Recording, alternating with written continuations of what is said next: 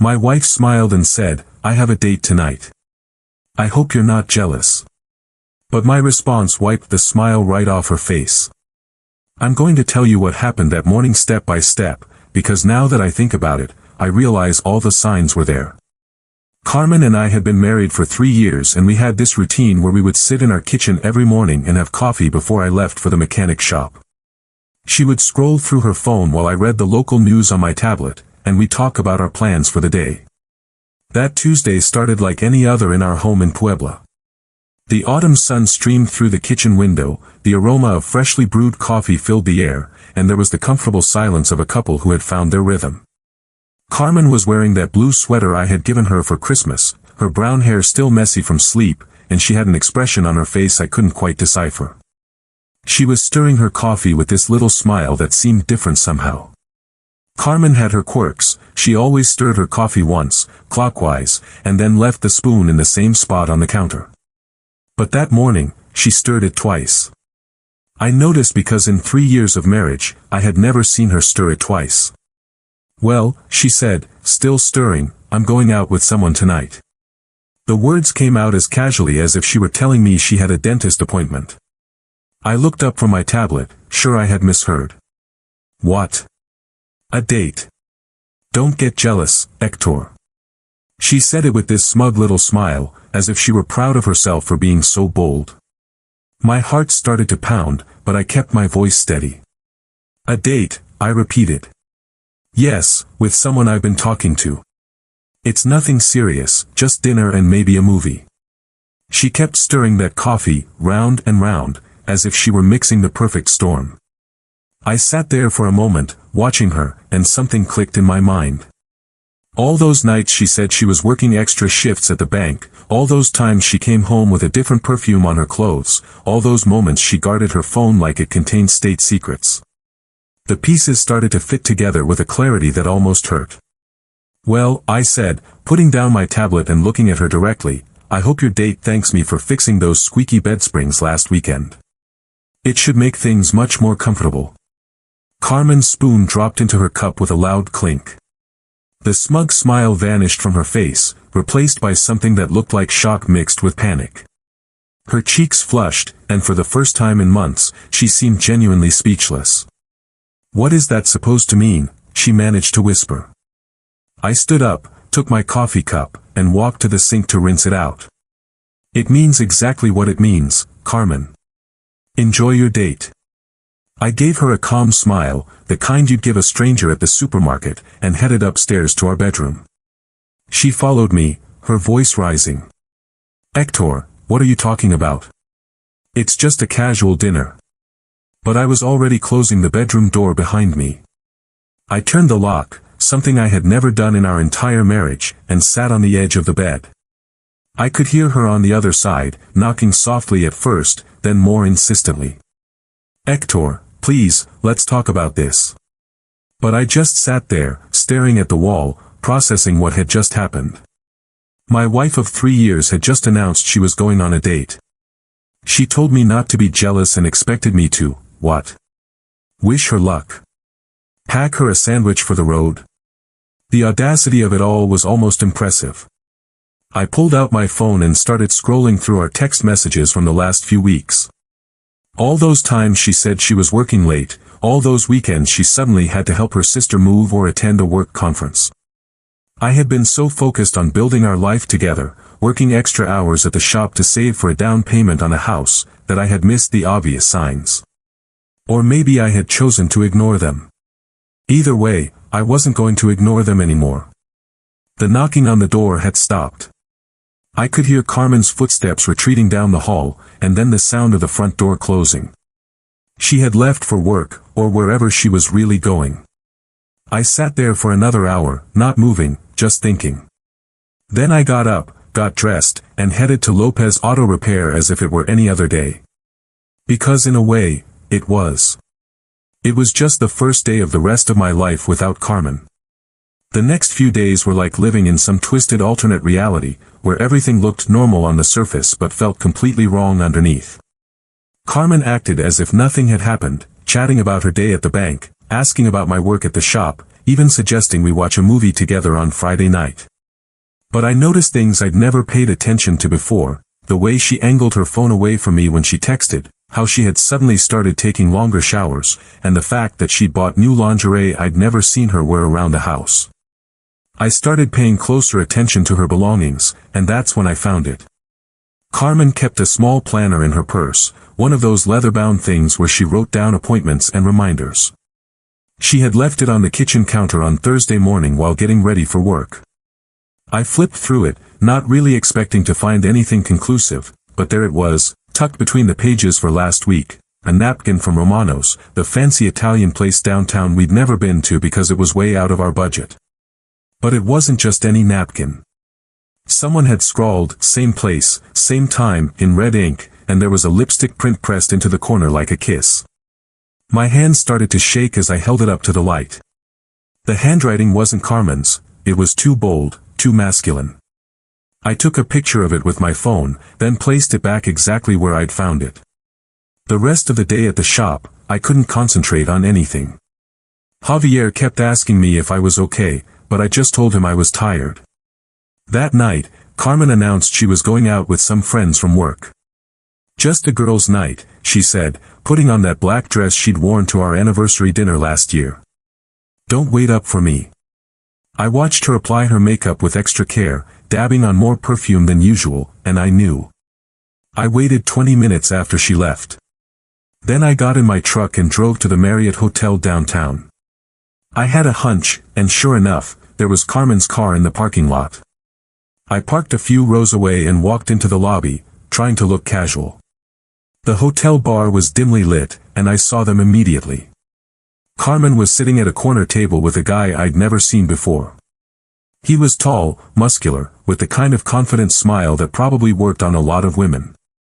This had to be Raul, the personal trainer she had mentioned in passing a few months ago. I watched them for about 15 minutes, noticing how she laughed at everything he said, how she kept touching his arm, how she looked at him the way she used to look at me. They finished their drinks and headed for the elevator together. I felt a tightness in my chest, but I forced myself to stay calm. I followed them, keeping far enough back to avoid being seen, and watched the elevator stop on the 7th floor. I waited a few minutes, then took the next elevator up. The hallway was empty, and I could hear voices coming from room 712. I stood there for a moment, listening to my wife's laughter mingling with his deeper voice, and then I made my decision. I went back down to the lobby's business center and printed two things, the photo I had taken of the napkin and a screenshot of Carmen's work calendar, showing she had blocked off this exact time with the note, "Personal appointment."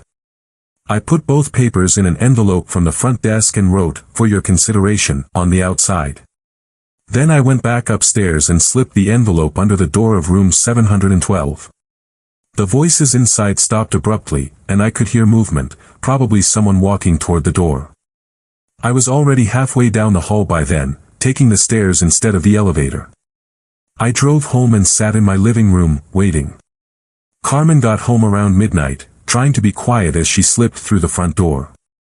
"How was girls' night?" I asked from the couch, startling her. "Oh, it was fun," she said, not meeting my eyes. "We went to that new place on Water Street."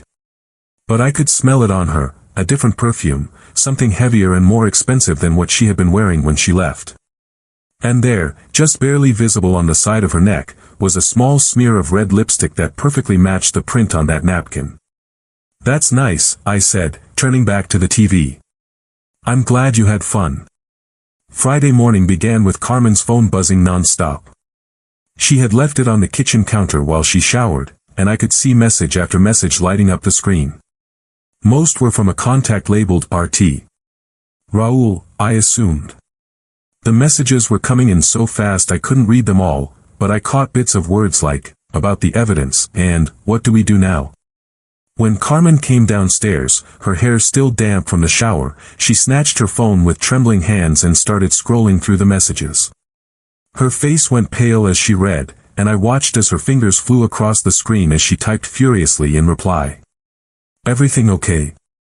I asked, buttering my toast as if nothing was wrong. "Yeah, just work stuff," she said, not looking up from her phone. But her voice was tight, strained in a way I'd never heard before. The phone rang, and she glanced at the ID before quickly declining it. It rang again. She immediately declined it again. By the third call, her hands were visibly shaking. "You should probably answer that," I said, taking a sip of my coffee. "Sounds important." She shot me a look that was part panic, part suspicion, but she answered the phone this time. "Hello." Her voice was barely a whisper. I could hear a man's voice on the other end, speaking fast and urgent, though I couldn't make out the words. Carmen kept saying, "I don't know," and, "Calm down, we'll figure it out." She finally hung up and turned to me with this forced smile that didn't reach her eyes. "Hector, we need to talk." "Sure," I said, finishing my toast. "What's on your mind?" "It's about the other night. I know you might have gotten the wrong impression, but Raúl is just a friend from the gym. We were just catching up over dinner." I nodded thoughtfully. "Raúl, the personal trainer." "Yes, exactly. He's been helping me with a workout routine." "At the Marriott Hotel?" The question hung in the air between us like a loaded gun. Carmen's face went through several expressions: surprise, fear, then something that looked like calculation. "How did you know?" she started, then stopped. "I mean, yes, we had dinner at the hotel restaurant. It was nothing inappropriate, Hector. I don't know why you're being so paranoid." "Paranoid," I repeated, setting down my coffee cup. "That's an interesting choice of words. Tell me, Carmen, what room number was the restaurant in?" "What?" "The hotel restaurant. What room number?" She stared at me, her mouth opening and closing like a fish out of water. "I don't understand what you're asking me." "I'm asking because I'm curious about this restaurant that apparently exists on the 7th floor of the Marriott, specifically in room 712. The color drained from her face completely.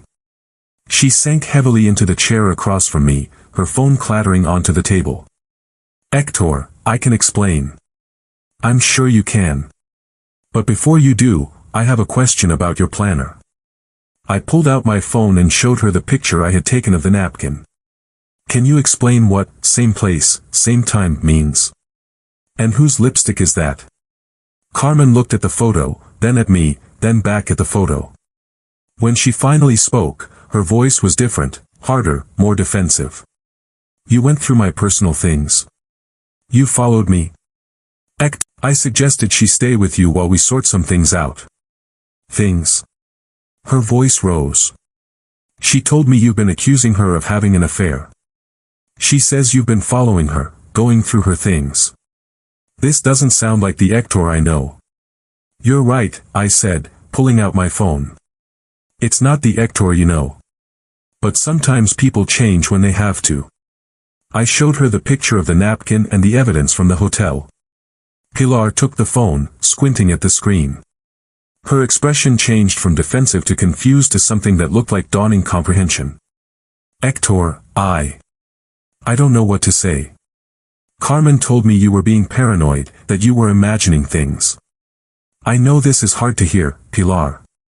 I love Carmen, but I can't pretend this isn't happening anymore." She handed me back my phone and stood there in silence for a moment. Finally, she spoke, her voice much quieter than before. "She has been different lately, more secretive. I thought it was just stress from work, but..." She trailed off, shaking her head. "I need to have a talk with my daughter." 2 weeks passed in a kind of strange peace. Carmen had been staying at her mother's, and according to Pilar, things were not going well. Apparently, Raúl had ended whatever they had the moment he realized there was evidence of their affair. "It's getting too complicated," he told her, Pilar had said when she stopped by the shop again. I wasn't looking for anything serious. I felt a pang of something, not exactly satisfaction, but maybe validation. Carmen had thrown away 3 years of marriage for a guy who bolted the second things got difficult. I had been using those 2 weeks to think, to really process what I wanted from my life. I had started seeing Dr. Ramirez, a marriage counselor, not because I wanted to save my marriage, but because I needed to understand how I had gotten to this point. During our sessions, it became clear that Carmen had been manipulating situations for months, making me feel like I was the problem every time I questioned her behavior. Gaslighting, Dr. Ramirez called it. She was rewriting reality to make you doubt your own perceptions. It was a Tuesday afternoon when Carmen decided to come home. I was at the shop working on a transmission rebuild when Javier came over with a worried expression. "Hector, your wife has been calling the shop phone. Says she can't reach you on your cell and needs to talk to you urgently." I had changed my number the week before, something I probably should have mentioned to Carmen, but I hadn't gotten around to it. "What did you tell her?" "That you were busy with a customer and would call her back, but she sounded pretty upset." I nodded and went back to work. About an hour later, my new cell phone rang. It was Pilar. "Hector, Carmen went to your house. She's not taking it well." "Taking what well?" "The locks. You changed the locks." I had, indeed, changed the locks. I had also left a note taped to the front door that simply said, "This number is no longer in service. Please contact through my lawyer if necessary." It wasn't cruel, just clear. "She's heading to the shop," Pilar continued. "She's pretty worked up. I thought you should know." I thanked Pilar and hung up. About 20 minutes later, Carmen stormed through the garage doors like a hurricane. Her hair was disheveled, her eyes were red from crying, and she looked like she hadn't slept in days. "Hector," she yelled, marching over to where I was working. "We need to talk. Now." I looked up from the transmission I was rebuilding. "Hello, Carmen. How are you? How am I? How am I?" Her voice was rising, and I could see Javier and the other guys trying to look busy while obviously listening in. "You changed the locks on our house.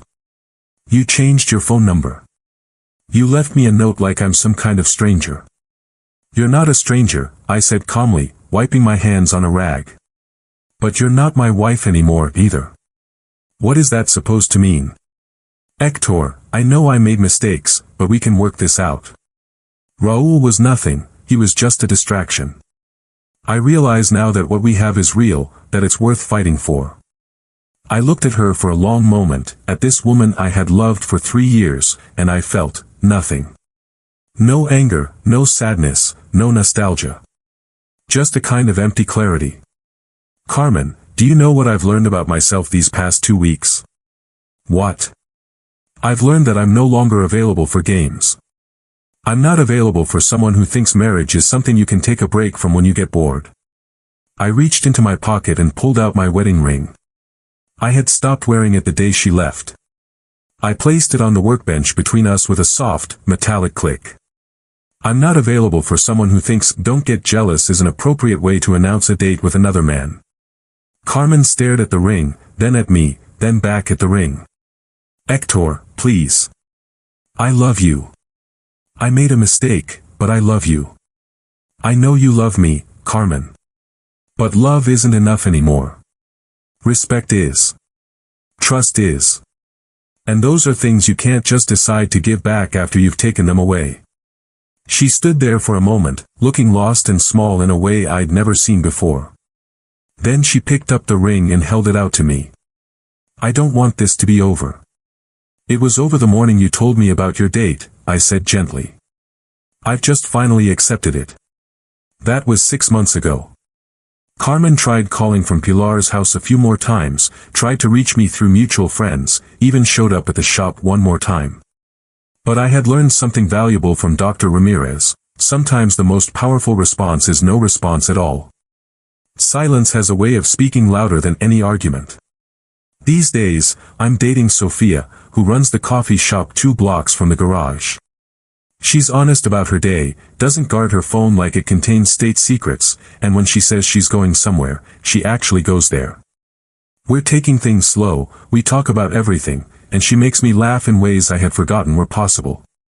Sophia knows about Carmen, about the divorce, about everything, and she's never once made me feel like I was asking for too much when I asked for basic honesty and respect. Sometimes I see Carmen's car drive past the shop, slowing down as if she's thinking about stopping, but she never does. Pilar told me Carmen moved to Tlaxcala, got a job at a different bank, and is trying to figure things out. I hope she does figure them out, I really do. But I also hope she figures them out far away from me.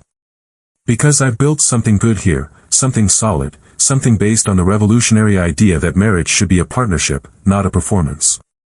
And I'm no longer available for anything less than that.